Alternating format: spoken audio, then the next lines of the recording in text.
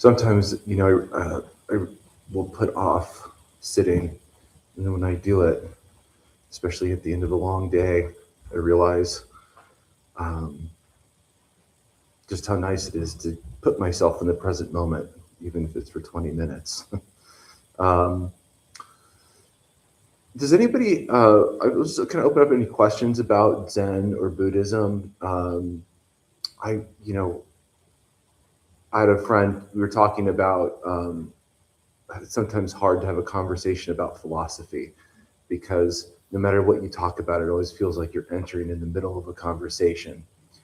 And I think that way about Buddhism too, in general, because there's just so much to know, and there's lots of lists of things, and there's foundational knowledge. I think the practice is pretty straightforward, um, but it can feel sometimes maybe we're walking into the middle of a conversation, and I just want to kind of open that up if anybody does have any general questions.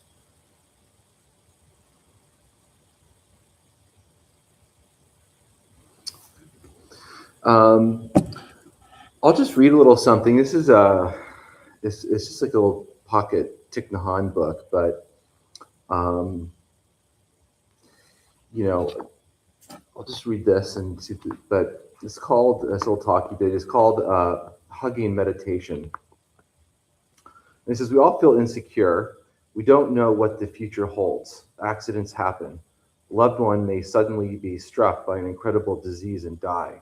We are not sure if we'll be alive tomorrow. This is all part of impermanence. This feeling of insecurity makes us suffer. How can we face this feeling? What is our practice? I think living deeply in the present moment is what we have to learn and practice to face this feeling of insecurity. We have to handle the present moment well. We live deeply in the present moment so that so that in the future we will have no regrets. We are aware that we and the person in front of us are both alive. We cherish the moment and do whatever we can to make life meaningful and to make him happy in this moment. I propose hugging meditation for when we are angry with someone in our family and also for when we're not angry. We close our eyes, take a deep breath, and visualize ourselves and our beloved 300 years from now. Then the only meaningful thing to do is to open our arms and hug him. When you hug someone, first practice breathing in and breathing out to bring your insight of impermanence to life. Breathing in, I know that life is precious in this moment. Breathing out, I cherish this moment of life. You smile at the person in front of you, expressing your desire to hold him in your arms. This is a practice and a ritual when you bring your body and mind together to produce your total presence to become full of life. It is a ritual. When I drink a glass of water, I invest 100% of myself in drinking it. You should train yourself to live every moment of your daily life like that. Hugging is a deep practice. You need to be totally present to do it correctly. When you open your arms and hold the other person, you practice 3 mindful breaths. Breathing in, I know that he is still alive in my arms. Breathing out, I feel so happy. Life becomes real at that moment. Architects need to build airports and railway stations so that there is enough room to practice hugging. If you can also practice it in the following way, during the first in breath and out breath, you become aware that you and your beloved are both alive. For the second in breath and out breath, you think of where you will both be 300 years from now. And for the third in breath and out breath, you go back to the insight that you are both alive. Your hugging will be deeper, and so will your happiness. Um, One of the things that I can find it difficult to do is in the moment, the present moment throughout my day, is just realize that I have no idea what somebody else is going through, and um, and I think the idea that when we can't accept or embrace this idea of impermanence in our daily life, it does create insecurity, and anxiety, and all those lead to all these things. So they lead back to the three poisons of greed, anger, aversion, and ignorance. And I think being able to just put ourselves in somebody else's shoes is really important, but it's also hard to do. I was, kind of looking at, recently reading the breakdown of all the feelings and all of the aspects that go into the different reactions that we have throughout our day, and what contributes to them. And like I said, there's like a lot of lists of things, and they, and reading into that, you can really break it down and understand that. The point of it was, to me, was that there are just so many thoughts throughout the day that I'm reacting to, and I'm not even aware that I'm reacting to them, which usually means that I'm probably reacting in maybe in an unwholesome way. It's not about right or wrong, but in a way that's not conducive to practicing Buddhism. And it's just a simple thought of just not knowing what somebody else is experiencing or why they're experiencing that, and trying to have compassion, for people. I could, maybe I would almost find it easier to pick somebody that I'm close to, that I'm struggling with in a relationship, and dive into sort of like what this was talking about, like a meta practice, but it does get harder when we're out and about, and we're in the midst of our day, and and sometimes I find, for myself, just saying it helps. I might not be thinking it, but I'll say, well, I don't know what that person was thinking, or I hope the best for him. I have no idea what's going on with him. And it just makes me aware and puts me in the moment with that thought, even though I could still be thinking something that I'm like, I really wish I wasn't thinking that. So one of I think, when in starting out, and, like if you're your first time and don't know much about Buddhism, and the daily practice is sitting every day, even if it's for 5 minutes, focusing on your breathing, being in the present moment, because that's exactly what we want to do throughout our day. So the practice what we do in sitting, if we do it every day and create that practice in our life, will transcend itself into our daily life. That's the idea. But it's like planting a seed, is so often used in Buddhism. You plant that seed, and that grows with right action. It grows with right intention.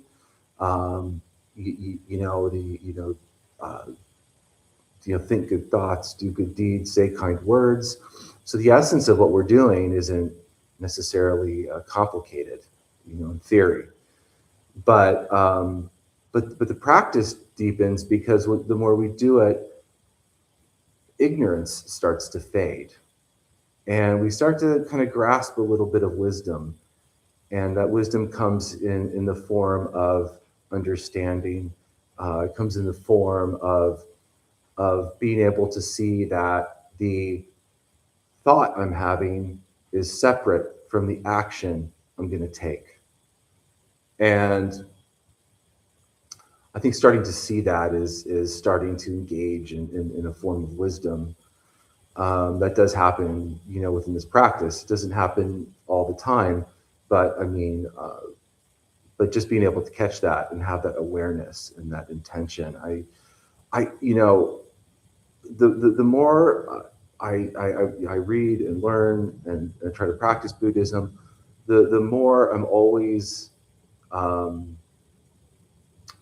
really kind of floored at just the role that intention plays in our day-to-day life and our practice. It's just crucial. We're human beings. We're always going to make mistakes, but a lot of times it's that intentionality that we have to live this life, to practice Buddhism, and to do this, that's going to bring us back. and into that fold.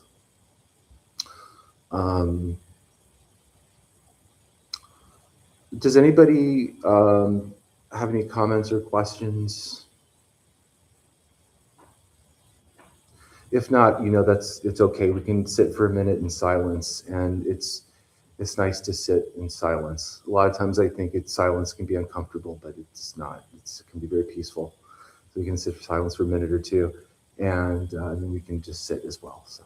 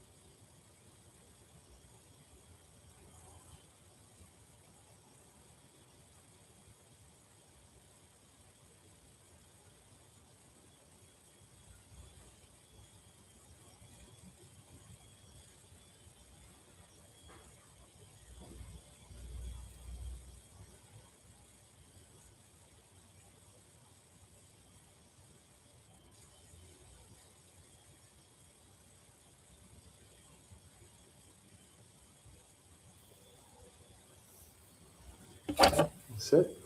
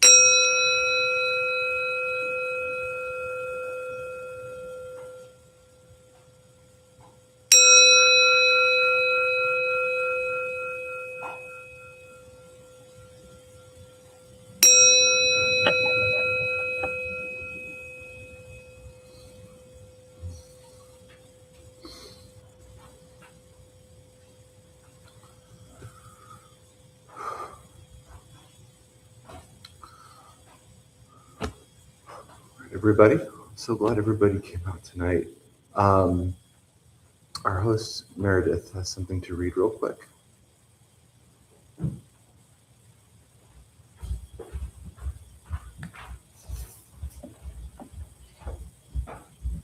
Hi everybody, I'm tonight's host Meredith. We opened the Dharmabumtemple 18 years ago to introduce Buddhist practice to those who show up. Those who lead are not nuns, monks, gurus, masters, or teachers, and are not looking for students. They're simply practitioners sharing their interpretation of the practice. Every night we have different classes led by different people from various Buddhist traditions. We have a recovery sangha that meets several times a week for anyone with addiction, and our food redistribution program is every Thursday at 4:30. We have classes and programs every day, and everything we offer here is always free. The full schedule is on our website and also posted in the entryway of the shoe rack. We have a lending library. If you see a book you like, feel free to borrow it and just bring it back whenever you're done with it. You could please straighten your seat or cushion before you head out. And if a few people want to close and latch the windows, that'd be great. Thank you for being here. We wish you well, and hope to see you again soon. Thank you, everybody.